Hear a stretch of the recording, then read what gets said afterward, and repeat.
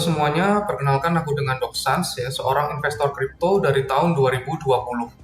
Ya, jadi udah cukup lama ya, 5 tahun di dunia kripto ini. Ya, langsung aja di sini aku akan menjelaskan tentang Bitcoin ya di harga sekarang ini 107K, sinyal bullish atau bearish. Berbagai informasi yang disampaikan di dalam sini bukan merupakan ajakan menjual maupun membeli ya. Di sini adalah analisa internalku pribadi. Oke, di sini tetap sama ya. Ya, kripto ya. Sekarang kita masuk ya, kita nggak boleh keluar ya. Walaupun kita rugi, walaupun kita untung ya, tetap di sini. Kalau memang kalian adalah seorang kripto bros sejati ya di sini ya. Sekali masuk pasar kripto, kita tidak boleh keluar atau menyerah ya.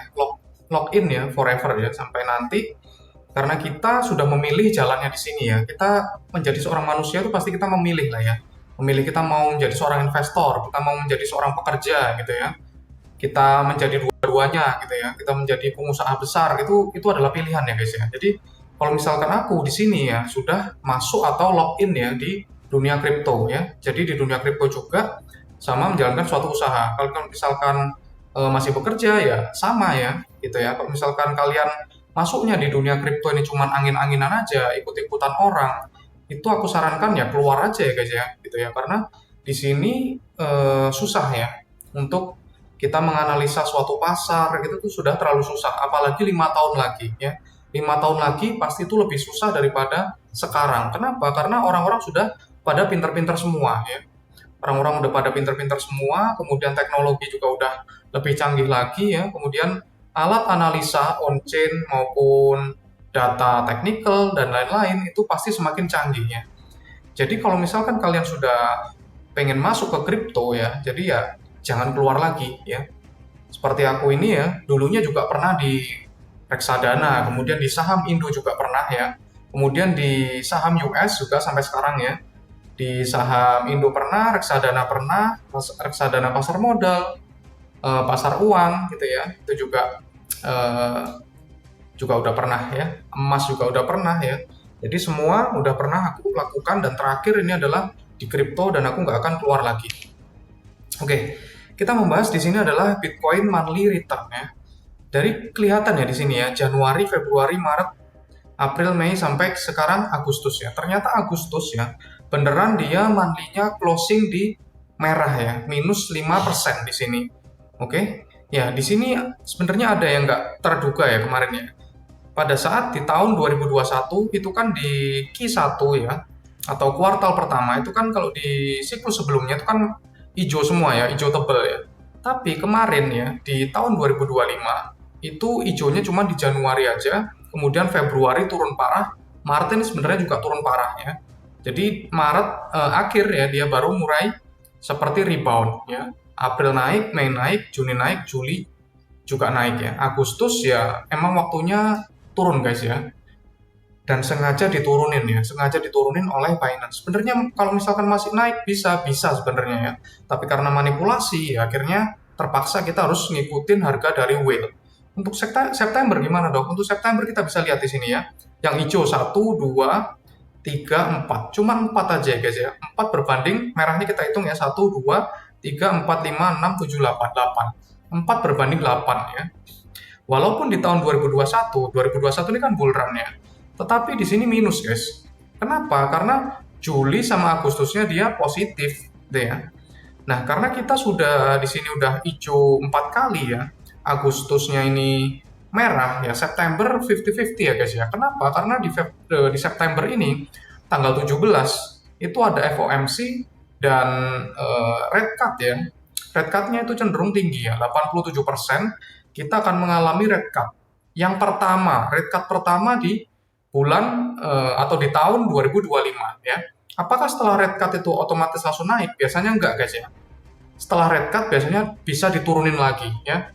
Bisa jadi pada saat red cut itu naik sedikit ya selama 3 hari, 4 hari. Setelah itu diturunin lagi ya. Karena kita akan memprediksinya ya. Untuk kenaikannya itu sekitar September akhir atau awal Oktober ya. Sampai November, Desember itu bullish terus ya. Itu. Jadi di sini kita asumsinya Agustus dan juga September adalah bulan yang buruk. Oke, kalau Agustus berapa? Ini 1, 2, 3, 4. 5, 6, 7, 8, 9. Cuma 3 guys ya, cuma 3. 3 aja. 3 bulan ya di tahun 2021, tahun 2020, sama 2017. Ya, sama sekali lagi ini 2013, tapi nggak relevan ya ini ya, karena udah jauh banget di sini ya. Jadi ini 4 ya, ini juga 4, ternyata 4 ya.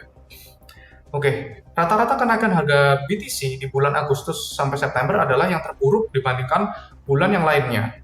Dari tahun 2021 sampai 2025, Agustus cuma terdapat 4 bulan hijau, September juga sama ya, dan berbanding 8 bulan merah. Jadi Agustus merah, kalau misalkan merah adalah hal yang wajar karena koreksi yang wajar itu sangat dibutuhkan, biar nanti bisa naik lebih tinggi lagi guys ya. Kalau aku targetnya BTC di berapa dok? Di 130-an ya, 130, 140 ya, mentok ya. 150 apakah bisa? Bisa aja ya, bisa. Tapi minimal seharusnya di 130 kita udah wajib take profit di situ. Oke, kemudian apa indikatornya? Kalau misalkan masih bullish dok ya di tahun ini, walaupun kita sudah 107 ya, di datanya juga sudah fear ya. Di indeks fear and greed itu sudah masuk ke fear karena sekarang indikatornya di 39. Tetapi kita bisa melihat di sini bull market peak indicator ya, atau sudah top ya, atau puncak. Ini masih belum ada yang menyala guys ya. Ini kan ada persenan ya. Persenan. Kita masih hodl 100% guys di sini. Jadi belum ada tanda-tanda peak ya, peak atau puncak dari bull market ini ya. Gimana mau bull market atau puncaknya? Kalau kita indikatornya masih di fear ya, berarti masih ada kenaikan yang cukup tinggi lagi. Oke, indikatornya apa dok? Di sini ada banyak ya. Ada data analisis on chain ya. Itu di sini ya ini seperti Bitcoin Rainbow Chart, kemudian ada MVRVC score, kemudian RSI juga ada, Alt Season Index ya di sini ya. Alt Season Index-nya 59 ya. Pada saat fear ya, anehnya Alt Season Index-nya tuh 59. Kenapa? Karena Bitcoin-nya tuh hancur, altcoin-nya tuh masih bertahan guys ya. Tapi kalau misalkan Bitcoin-nya tuh masih di harga yang bawah, sideways di harga bawah, alt season pun itu nggak bakalan yang gimana-gimana ya, nggak ada euforianya di sana.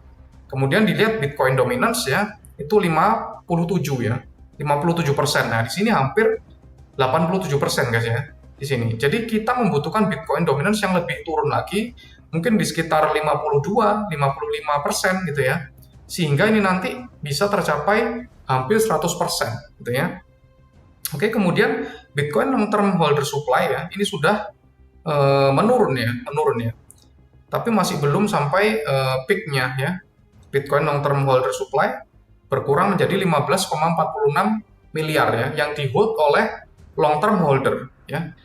Dari data bull market indicator saat ini menandakan kalau market masih belum top ya. Bahkan indikatornya tidak ada yang menyala merah sama sekali ya di sini ya. Ini ada banyak sebenarnya ya. Gak cuma 15 tadi di bawah itu ada nih ya. 30 ya, ada 30.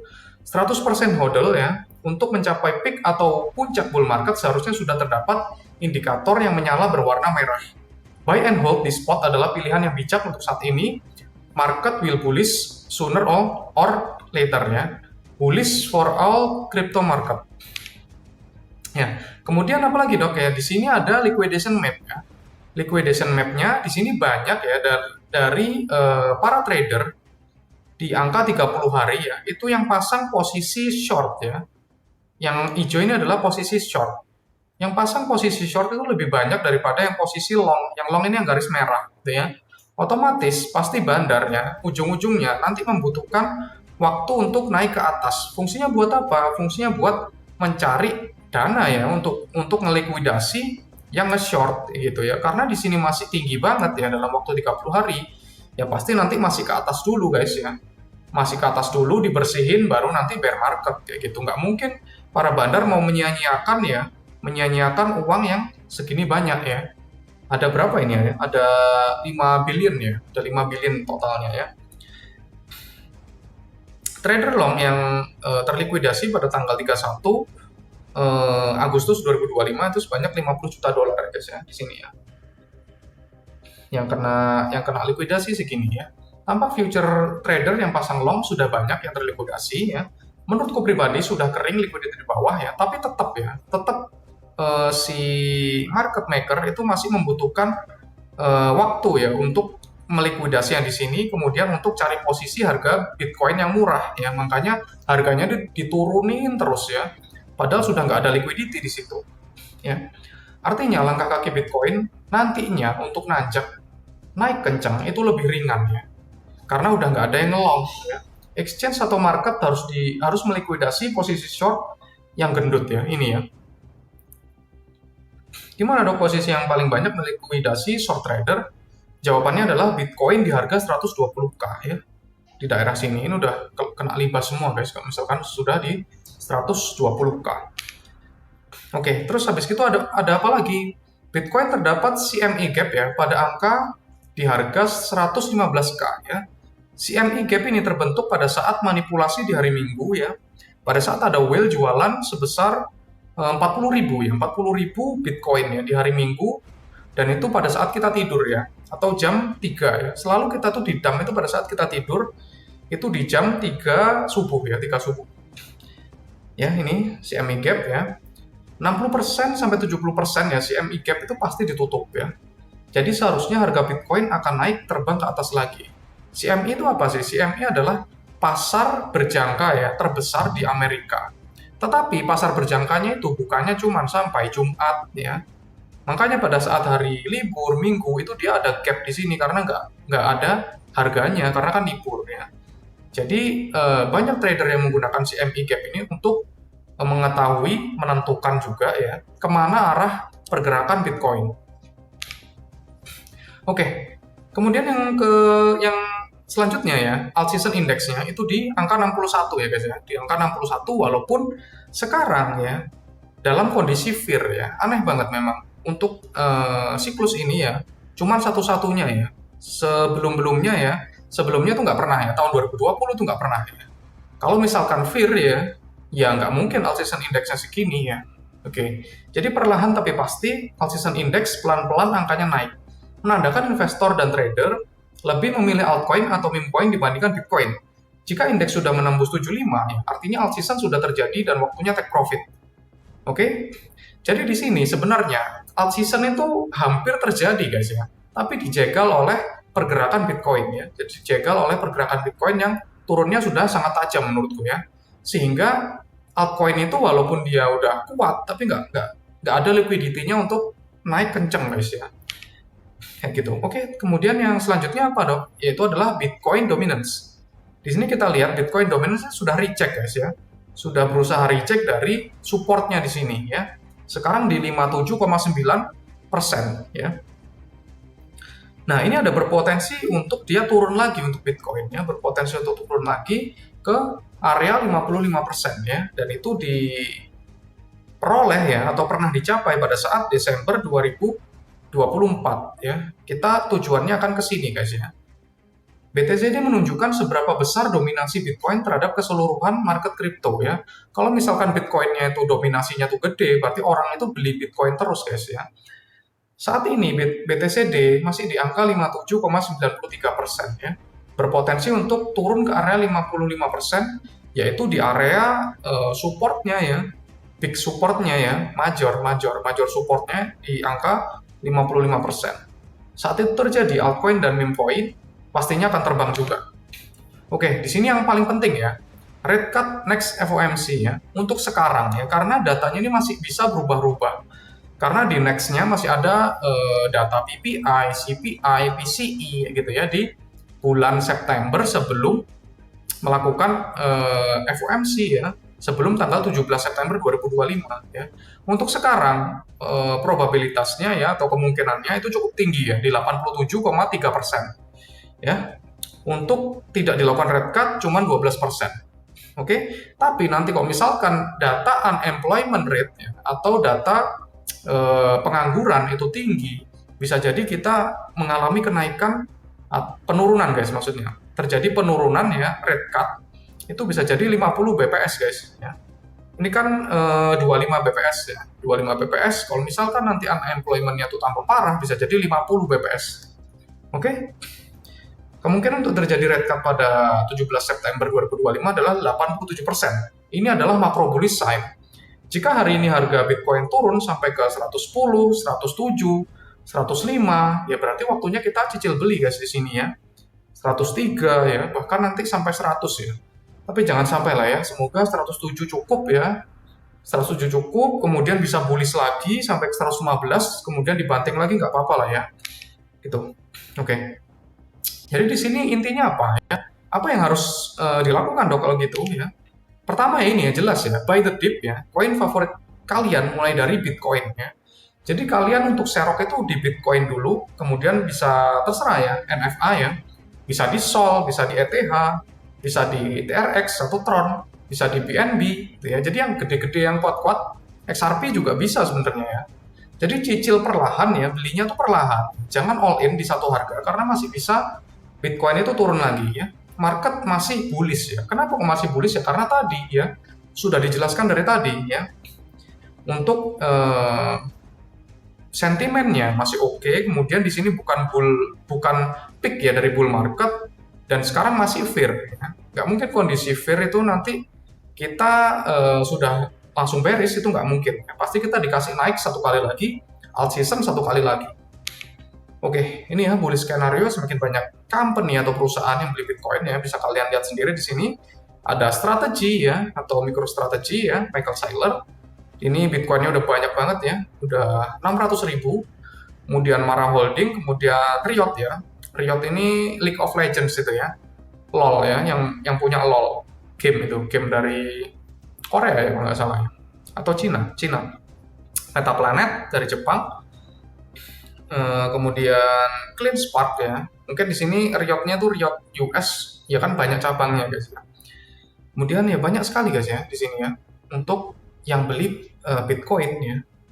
Jadi kalian juga harus membeli Bitcoin sama seperti yang lainnya.